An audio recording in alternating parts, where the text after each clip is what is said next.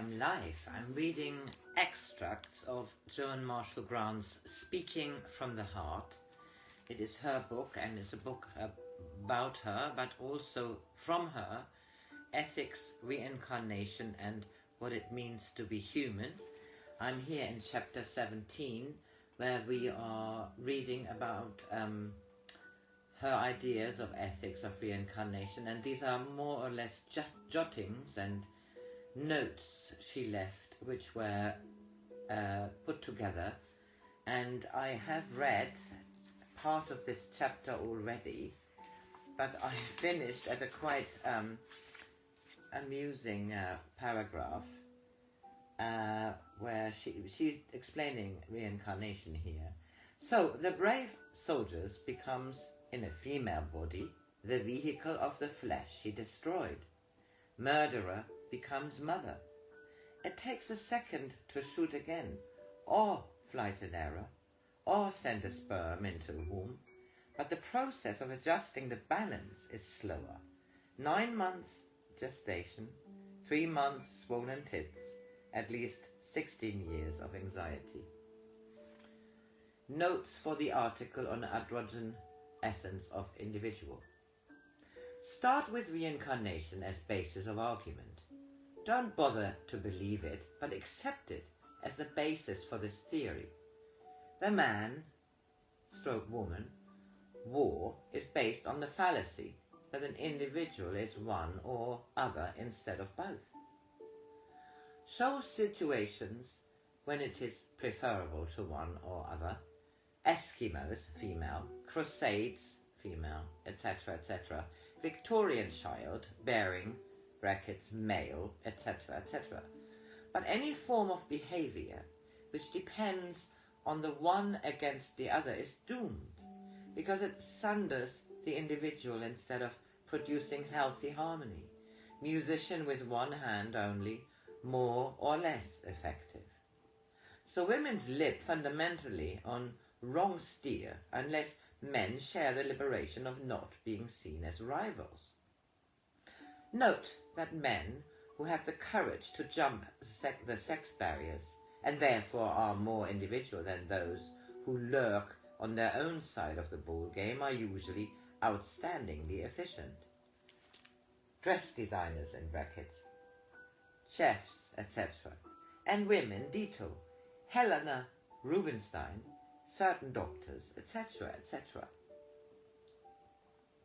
Where the conflict shows and does most damage to interpersonal relationships is male/female, your job, my job.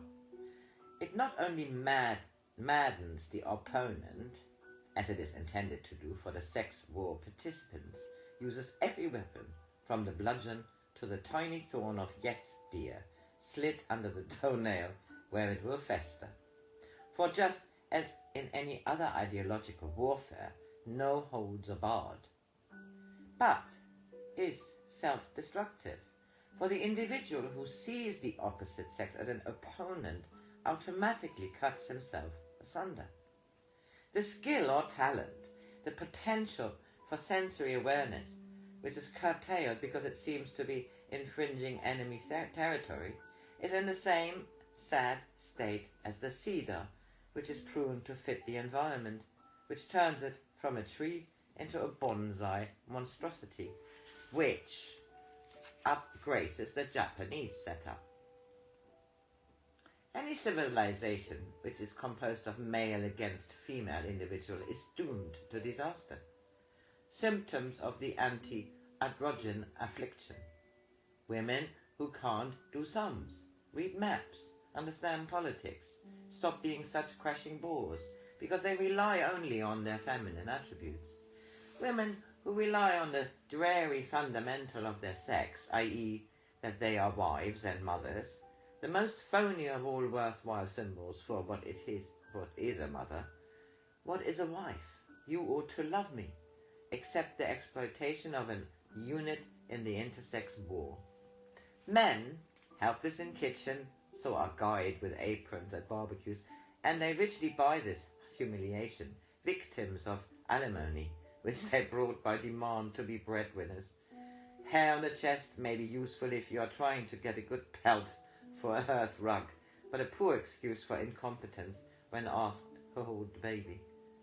A sign of evolution is the ability to use one's attributes irrespective of the physical appearance of the current body. Signs that this fundamental is at least filtering through the fog, male long hair, female pants, but liberation is a whole packet deal. One can't liberate oneself unless one liberates the opposite facet of oneself. So when women liberate men, they will liberate themselves. When men liberate women, they will liberate themselves. An exercise. Try to release the energies which cannot find expression except in the so-called role of the opposite sex. When you will start to bring into use those aspects of yourself which you have put at the back of the cupboard of experience, which moulder as inevitably as the neglected bit of bacon gathers for at the back of the fridge. To try to neglect the attributes of the current sex body is equally idiotic.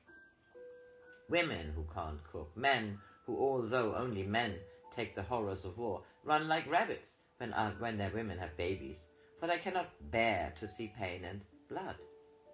Any genuine, sensitive, sensory experience is equally available to either sex. Any genuine intelligence, and by intelligence I mean the ability to make use of information, is equally available when in a body of either sex. Any individual who cripples itself by using only the information considered respectable for its present sex is ipso facto a cripple. Any individual who thinks it will save itself by becoming the other sex or enjoying the other sex, i.e. Freud and penis envy, is on an equally bum steer. The futility of women's lib will work only when this is directed into liberating males, i.e.